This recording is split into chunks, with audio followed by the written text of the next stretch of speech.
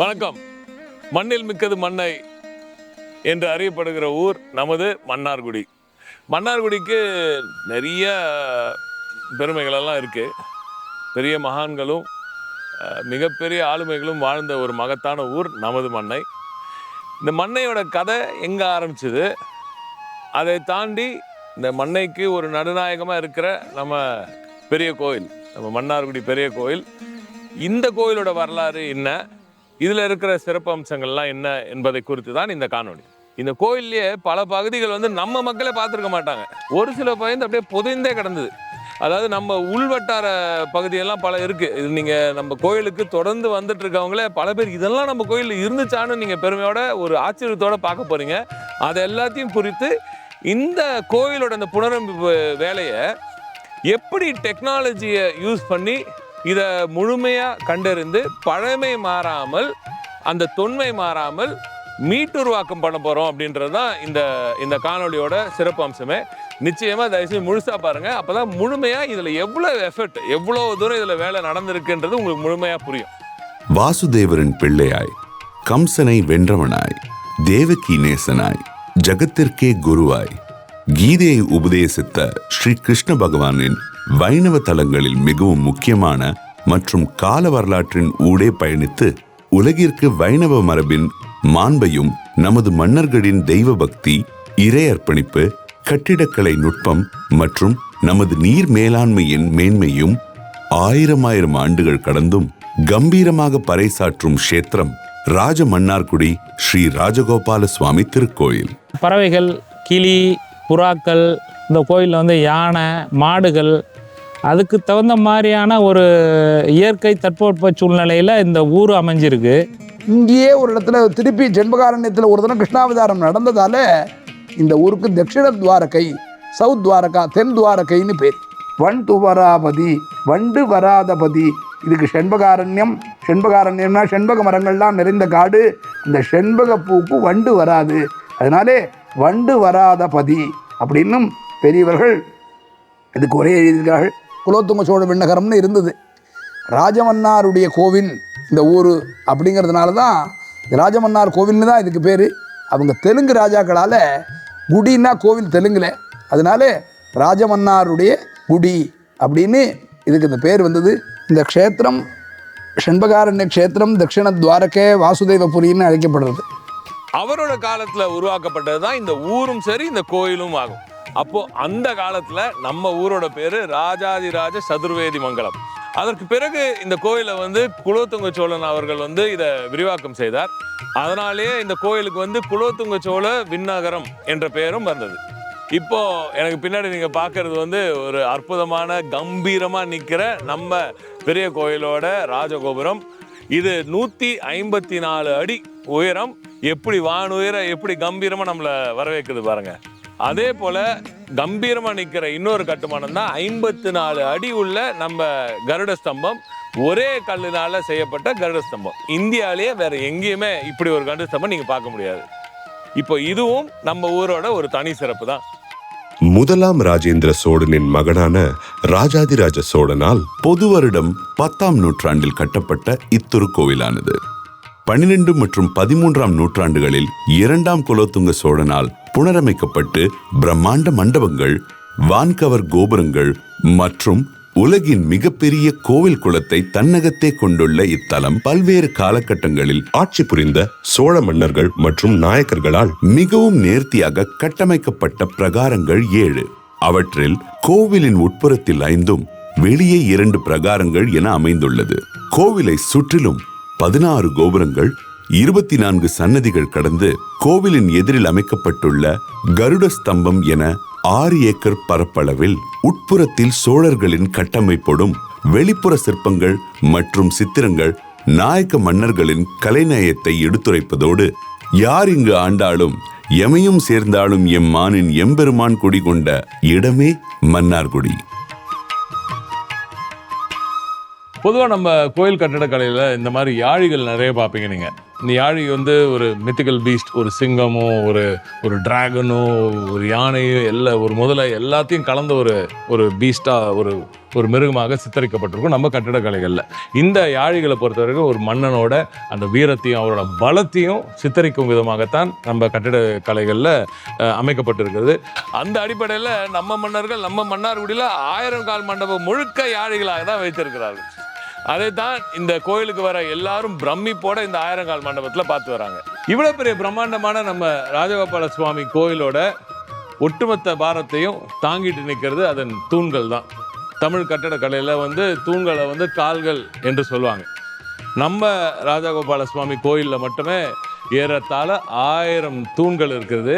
அதனால தான் இவ்வளோ பெரிய பிரம்மாண்டமான இந்த 1000 கால் மண்டபத்தை நாம் போற்றி கொண்டாட வேண்டிய ஒரு இடத்துல இருக்கிறோம். கோவில் பாதி குளம் பாதின்னு சொல்லுவாங்க. எங்கள் மன்னார்குடியில் இருக்கிற இந்த குளம் வந்து உலகத்தில் வேறு எங்கேயுமே இல்லாத அளவுக்கு பிரம்மாண்டமான ஒரு பெரிய தெப்பக்குளம்.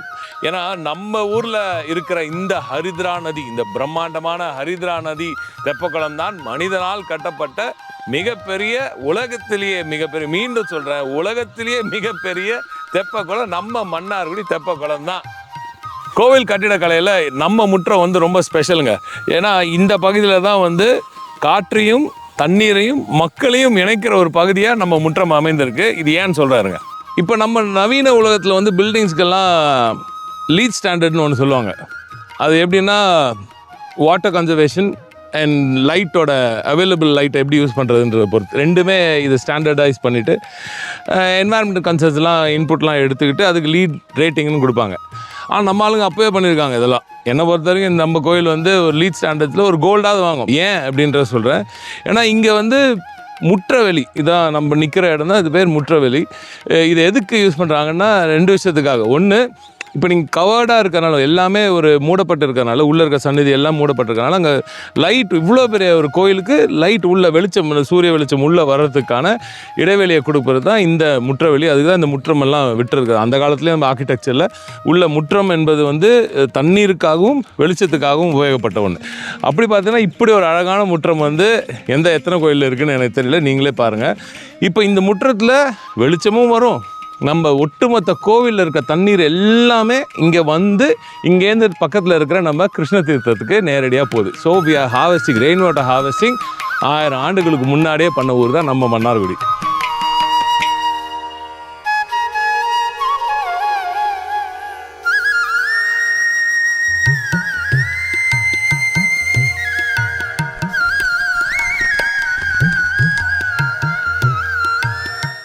அன்னதானங்கிறது 100 பேருக்கு எங்களுக்கு அவார்டு பண்ணுறோம். சாம்பார், ரஜம், மோர், ஒரு கூட்டு, ஒரு ஊருக்காய். ஹஸ்பண்டும் ஒய்ஃப் இந்த 2 பேர் தான் வேலை பார்க்குறோம். அன்னதானத்தை நம்பி நிறைய பேர் வர்றாங்க. நாங்கள் கஷ்டப்படுறோமோ வரலையோ அது அப்புறப்பட்ட விஷயம். இது வந்து எங்களுக்கு ஒரு புனிதமான வேலை. இந்த கோவில் மன்னார்குடி ராஜகோபால சுவாமிங்கிறத பெரிய கோவில்னு தான் எல்லாரும் சொல்லுவாங்க. அதாவது 5 வேலி 24 ஏக்கர் பெரியதாக உள்ள கோவில் இதுதான். ஒவ்வொரு கோயிலுக்கும் ஒரு சிறப்பு இருக்கும். இந்த திருவாரூர் வந்து தேரழகு அப்படிம்பாங்க. இந்த ஊரை பொறுத்த வரைக்கும் மன்னார்குடி மதிலழகு. ஸ்ரீ ராஜகோபால சுவாமி திருக்கோயில் மதில்கள் கூட அழகு வளப்பெற்று மன்னார்குடி மதிலழகு என வரலாற்று சிறப்பு பெற்றுள்ளது. இந்த மன்னார்குடி மதில் அழகை செய்கிறது எங்களுக்கு பெருமையாக இருக்குது. இந்த வேலையை பார்க்குறதுக்கு இப்போ புதுப்பிக்கிறோம். இப்போ நிறைய மரங்கள்லாம் முளைச்சிருக்கு. வேறு போனதுனாக்கா எல்லாம் கிராக் விழுவோம். கிராக் வந்து இடிஞ்சு போயிடும், வீணாக போயிடும். மதில் சேவையே இருக்காது. அப்புறம் பழைய காலத்தில் எப்படி செஞ்சாங்களோ அதே மாதிரி தான் நம்ம செய்யணுங்கிறாங்க. மாடு கட்டி உழவு சுற்றுனாங்க. நம்ம கிரைண்டரில் அரைக்கிறோம். அதை அரைக்கிறப்ப கடுக்காவும் கருப்பட்டியும் ஊற வச்சிருப்போம் தனியாக. அதை மிக்ஸ் பண்ணி தான் அரைப்போம். தண்ணி ஊற்ற மாட்டோம். ஊற வச்சு புளிச்சாதான் அதுக்கு பவர். இது எத்தனை தலைமுறையாக இருக்குது. சுண்ணாம்பில் செஞ்சதுனால தான் இவ்வளோ காலமாக இருக்குது. அம்பாள் தேர் மற்றும் பெருமாள் தேருக்கு ஏற்கனவே சேதமடைந்த திருத்தேர் கொட்டாயை மாற்றி ஃபைபராலான திருத்தேர் கொட்டாய் அமைக்கப்பட்டிருக்கு. மிகவும் முக்கியமான ஒரு ஹைலைட்னா அந்த பேவர் பிளாக்கு மண்ணுங்கிறதா யோசிப்பாங்க. இப்போ வந்து பேவர் பிளாக் போட்டதுனால உட்கார்ந்து அமர்ந்து சாமி தரிசனம் செய்துவிட்டு செல்கிறார்கள். ஜனங்களுக்கு ஒரு ரிலாக்ஸேஷன் ஸ்பேஸாக க்ரியேட் பண்ணி ஒரு நந்தவனம் வாக்கிங் போகலாம், அமைதியாக காமாக ஒரு பிளேஸில் உட்காந்து ரெஸ்ட் பண்ணலாம், ஸ்டடி பண்ணலாம். அதுக்கெல்லாம் ஒரு நல்ல ஆப்பர்ச்சுனிட்டி. மன்னார்குடியில் இருக்க மக்கள் எல்லாமே அதை யூஸ் பண்ணலாம்.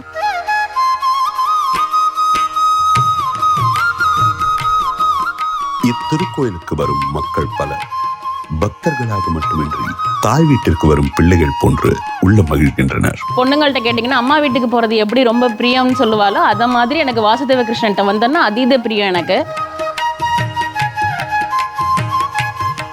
மன்னார்குடி ஸ்ரீ ராஜகோபால சுவாமியும் தன்னை நாடி வரும் பக்தர்களுக்கு வேண்டிய செல்வங்களை எல்லாம் வாரி வழங்கும் வேந்தனாகவே மக்களின் மனதில் வைத்து எண்ணப்படுகிறார். இப்படி இத்திருக்கோவிலானது அன்பும் இறையுணர்வும் ஒருங்கிணைந்த அருள்குடமாகவே திகழ்கின்றது.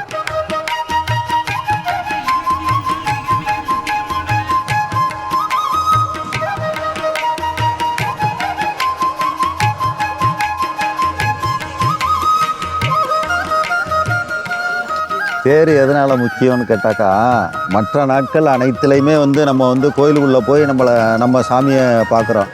இந்த தேரன்னைக்கு மட்டும் 4 வீதியில் வலம் நாம் அனைவரையும் சாமி பார்க்குறாங்க.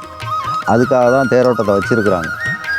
தரைமட்டத்துலேருந்து மேலே கலசம் வரைக்கும் 55 அடி உயரம் வரும். தரையிலேருந்து 17 அடிக்கு மேலே ஒரு 7 அடி சாமி உட்கார்ற பீடம். இது கீழே அகலம் 14 அடி.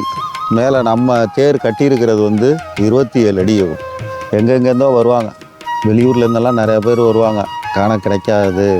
நம்ம மன்னார்குடி பெரிய ராஜகோபால சுவாமி கோயிலில் மட்டும்தான் பிரகாரத்துக்கு உள்ளுக்குள்ளே தாயாருக்காக தனி தேர் சிறப்பு உண்டு. வேறு எந்த ஊர்லேயுமே கிடையாது. அதை விட 108 திவ்ய தேசத்தில் கூட கிடையாது. மன்னார்குடி ராஜகோபால சுவாமி திருக்கோயிலில் அது ஒரு மிகப்பெரிய சிறப்பு. தாயாருக்கு தனி தேர் உள்புறம் இருக்கு அப்படிங்கிறது. இப்படி சோழர்களால் துவங்கப்பட்டு அதற்கு பின்னர் நாயக்கர்களால் இன்னும் விரிவாக்கப்பட்டு அதற்கு பின்னர் வந்த மராத்தியர்களால் காக்கப்பட்ட இந்த பொக்கிஷத்தை நாம இன்னைக்கு புனரமைக்கிறோம் என்றால் அது பெருமை மட்டும் இல்லை, நம்மளோட கடமை. இது ஒரு சாதாரண பழுதுபார்க்கும் பணி மட்டும் இல்லை. நம்ம பண்பாட்டையும் நம்ம கட்டுமான நுட்பத்தையும் தமிழர்களின் வரலாற்றையும் ஒரு யுகத்திலிருந்து இன்னொரு யுகத்துக்கு பழமை மாறாமல் அப்படியே தாங்கி செல்லும் ஒரு மிக முக்கியமான அத்தியாவசியமான சிறப்பான பெருமை மிக்க கடமையாகத்தான் நாங்கள் இதை கருதுகிறோம். இது செங்கமலம், எங்கள் செல்லக்குட்டி செங்கமலம், பாப்கட் செங்கமலம், ஷீதார் அஃபிஷியல் மேஸ்காட்னு சொல்லலாம். இதுக்கு முன்னாடி ஒரு யானை இருந்தது. ஒரு 58 வருஷம் என்னுடைய தகப்பனார் பார்த்துக்கிட்டு இருந்தார். நான் பிறந்து வளர்ந்தது எல்லாமே இந்த கோயில் உள்ள தான் விளையாண்டது. சின்ன குழந்தையாக இருந்தது, போனது இருந்தது. ஏன்னா அம்மாவையும் காணும் அப்பாவையும் காணுமே அப்படின்னு சொல்லிட்டு நான் போய் இந்த கிணத்துக்குள்ளே போய் எட்டி பார்த்து குதிக்க போகும்போது அந்த பழைய யானை என்னை உயிரை காப்பாற்றுனுச்சு. அது போட்ட உயிர் பிச்சையில் தான் இப்போ உங்கள்கிட்ட நான் பேசிக்கிட்டு இருக்கேன், நான் வாழ்ந்துக்கிட்டு இருக்கேன். பாக்பட்டி செங்கமலம்னாவே தமிழ்நாடு ஃபுல்லாக ஃபேமஸ்ஸு. அதாவது மன்னார்குடியினுடைய செல்லப்பிள்ளை மக்களுடைய குழந்தைகளுடைய வீட்டு விலங்கு மாதிரி செங்கமலம் யானை வளர்க்கப்பட்டு வருகிறது.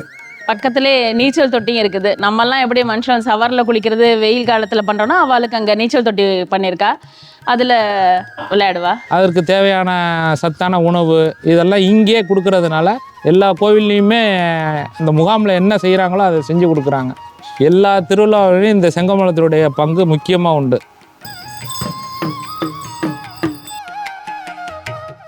இந்த திருப்பணிக்கு மிகப்பெரிய ஒரு உந்துகோலாக இருந்து எங்களுக்கு இவ்வளோ பெரிய நிதியை வழங்கிய மாண்புமிகு தமிழ்நாடு முதலமைச்சர் திராவிட நாயகன் அவர்களுக்கும் இந்த திருப்பணிக்கு எல்லா விதத்திலையும் ஒத்துழைப்பு நல்கிய எனது ஆருயிர் அண்ணன் நமது அறநிலையத்துறை அமைச்சர் அவர்களுக்கும் நிறைய ஸ்பான்சர் பண்ணாங்க. நிறைய இந்த நிதி இவ்வளோ பெரிய திருப்பணி, அதாவது இதோட முடிய போகிறதில்ல, இதற்கு பிறகு இன்னும் நிறைய பணி இருக்கிறது. ஆண்டின் அனைத்து மாதங்களிலும் உற்சவம் நடக்கும் ஊர் மன்னார்குடி. அம்பாளாக வீற்றிருக்கும் செங்கமல தாயாருக்கு தனி தேர் என ஆண்டு முழுவதும் பக்தர்கள் கொண்டாடி அருள் பெற்று வருகின்றனர்.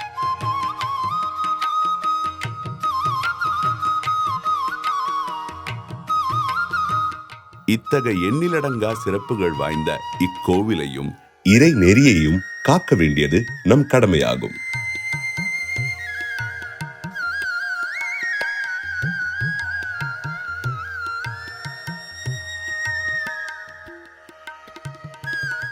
ஒரு யுகத்திலிருந்து இன்னொரு யுகத்துக்கு பக்தியையும் வரலாற்றையும் சேர்த்து எடுத்துக்கொண்டு செல்லும் ஒரு மகத்தான திருப்பணி.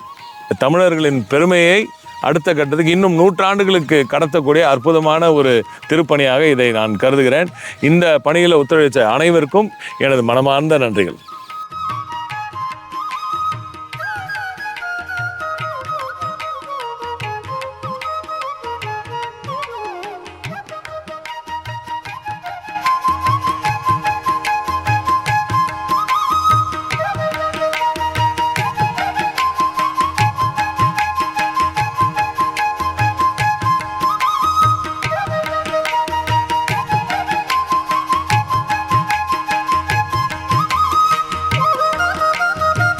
பழமை மாறாமல் செப்பனிடப்பட்டு கொண்டிருக்கும் இறைப்பணியில் நாமும் இணைந்திடுவோம்.